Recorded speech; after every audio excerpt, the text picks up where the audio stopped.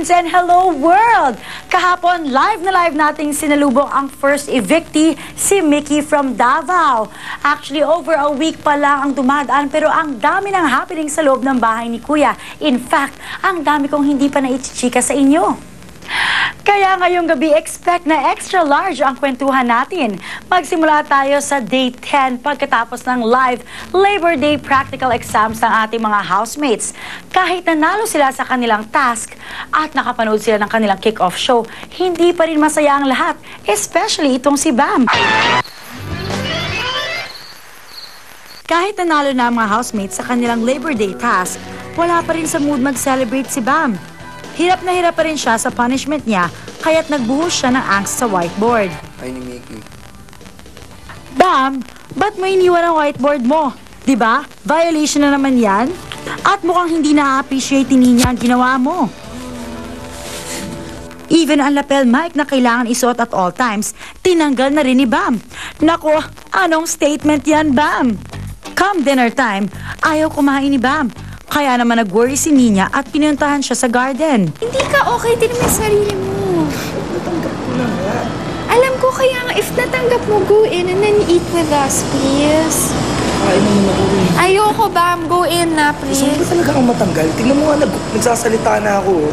Gusto mo ba talaga akong matanggal? Hindi ko nga alam. Ikala ko pwede ka na magsalita. Di pa ako pwede magsalita. Eh di bakit ka nagsasalita? Hindi ko alam.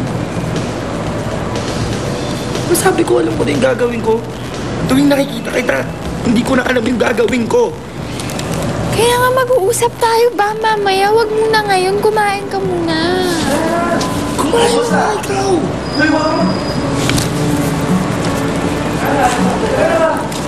Dahil concerned sa kaibigan, binalik na ni Nina ang whiteboard ni Bam. Here's your whiteboard. Stop na. You, don't talk. Don't talk. Ay, lalagay ko ulit dito sa Sige na, halika na, umalis ka. Pumasok mo. Pasok. Later, pinuntahan na rin siya ng ibang girls. Huwag mo sayangin yung malaking opportunity ito sa isang babae lang. Kasi binigay ito ni God sa'yo. Kaya bigyan mo ng halaga. Tumalayo na nga lang ako para hindi niya ako makikita na sasaktan tayo. Hindi ko alam kung saan ako luwin.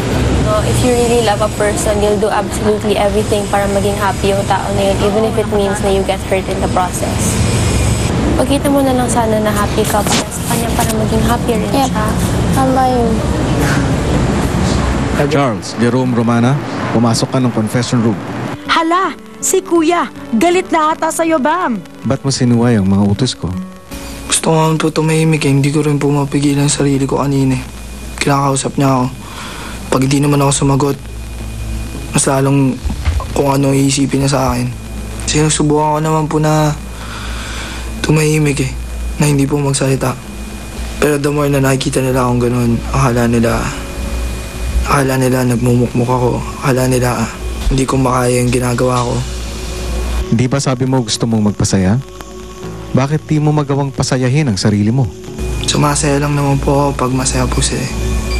Hindi ko po alam. Ayoko pong nag-iisa. Sawa na po ako mag-isa. Lagi na lang po ako iniiwan. Umangat. Lagi na lang po ako nawawalan ng mahal sa buhay.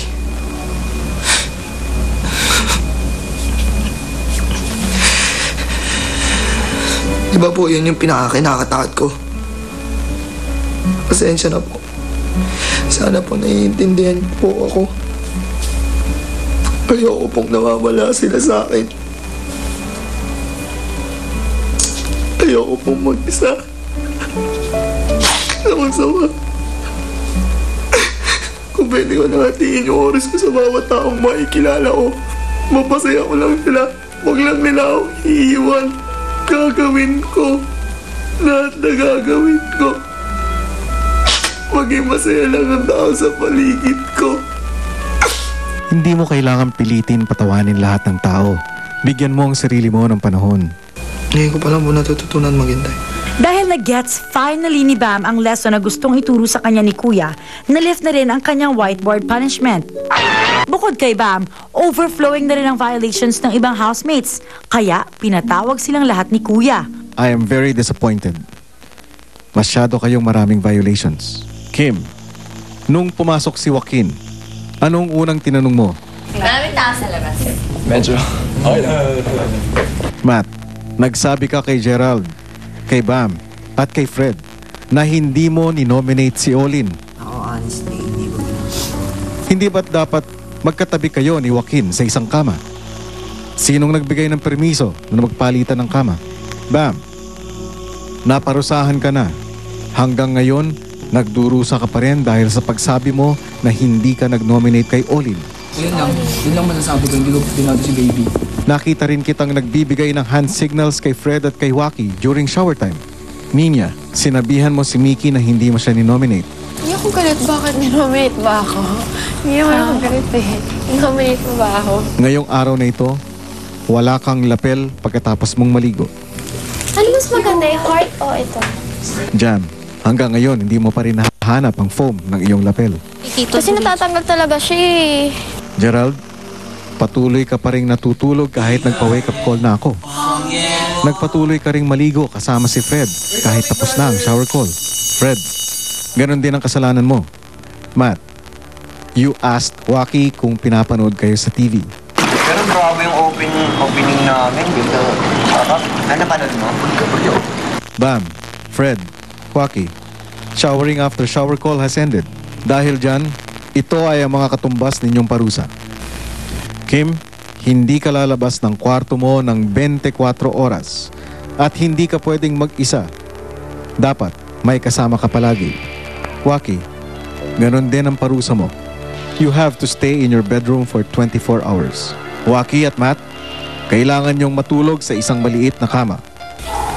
Bam, dahil nag-hand signal ka sa shower, pipili ka kina Waki at Fred kung kaninong kamay ang itatali. Total po, si Waki, nasa kwarto lang rin naman po bunga, siya na lang po yung itatali. Gerald, dahil mahilig ka ring matulog, hihiga ka sa kama mo for 1 whole day.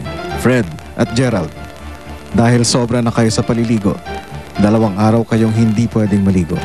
Bukod dito, ang inyong mga violations ay magkakaroon ng epekto sa darating na nominasyon sa linggo. Sana ay maging masunurin kayong lahat. Makakalabas na kayo. Hey, thanks baby brother. Thank you and I'm sorry. We're all sorry. Sangkatutak na punishments. Teen housemates, wag na kayong pasaway. Sana naman matuto na kayo.